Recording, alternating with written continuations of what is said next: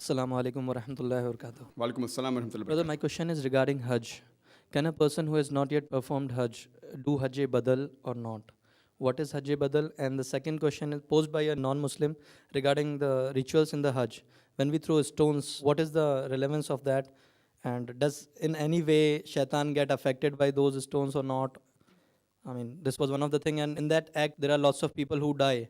I mean, what is the answer to that, as well as the first part of the There's question? a question that a person who has not performed Hajj, and since Hajj is fard, can he do Hajj-e-Badal?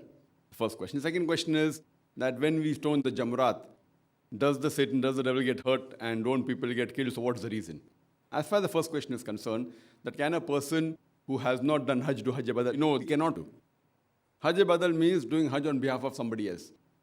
Maybe the person is alive, he may be sick, he physically cannot perform all the rituals of Hajj. So surely he can say that here I'm giving you money. Just because I'm physically not fit, I am asking somebody else to go. As far as the second part of the question is concerned, that when we stone the Jamaraat, does the devil get hurt? See, here we have to realize that when we stone the Jamaraat, it is not that physically we are causing a damage to the Satan. It is symbolic. That means we are against the devil. That is there, and we know that the devil always strives to take us on the wrong path. So when we are stoning the Jamaraat, we are actually symbolically agreeing that we are against the devil and we want to fight against him because he is an avowed enemy to us. As far as the last part is concerned, that while stoning the Jamaraat, many people die, etc. That's the reason the government is making facilities. The government is giving more facilities where people can stone and yet there may not be a stampede, etc. But if you analyze, brother, previously when people used to go for Hajj, maybe 50 years back, 100 years back, 200 years back, more people used to die as compared to today. Today, about 2.5 million perform Hajj every year, on average. 2.5 million people perform Hajj every year. Previously, it was less than 1 million. If you go back more, it was less than 100,000 people. Yet, when we went for Hajj, suppose living in India, we had to go by ship. It used to take months to do Hajj. Now, you can go for Hajj and come back even in 6 days' time. Minimum even less than that. On average, they take 2 weeks to 3 weeks, so that they want to go to Medina, etc. and stay in Makkah for a longer period. But the minimum requirement can be done in a few days. Previously, it used to take months. And whenever people used to go for Hajj, they used to meet the relatives, and there was an understanding, maybe we will not return back. Maybe. Chances. Not that they won't return for sure, but chances are there. Whether 20% they will not return back, 30% or 40%, whatever it is. But now if we analyze the 2.5 million people going and the total number of people dying for whatever reason, it is 0.001%. It will be less than 0.01%. So compared to before, now the facilities are much better. As far as the toilets are there, mashallah, it is very hygienic compared to before. But now, we don't want even a single person to die.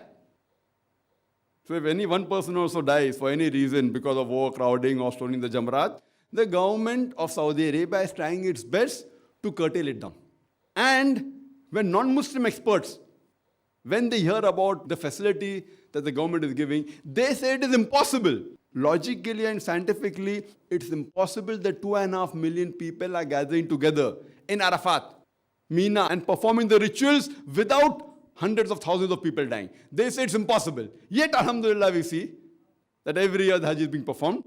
There have been occasions where there was some fire took place and few hundred people expired. There was a tunnel that caved in. But yet, if we see the percentage, it is very negligible.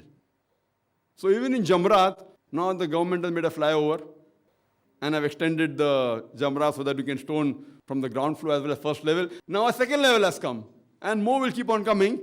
So they're trying the level best and see to it that people come and do what is required in the religion without being hurt. And when people go for Hajj, there they see millions of people gathering together, people dressed up in 2 pieces of unsewn cloth, preferably white. There we see the real brotherhood. People from America, Canada, UK, Singapore, Malaysia, India, Pakistan, UAE, Gulf countries, they dressed up in 2 pieces of unsewn white cloth preferably. You cannot identify the person standing next to you is a king or a pauper, whether rich or poor. All look similar. So here we get the universal brotherhood and practically demonstrate. So we perform Hajj because it's one of the pillars of Islam. It's a fard, the commandment of Allah and His Rasul. Hope that answers the question.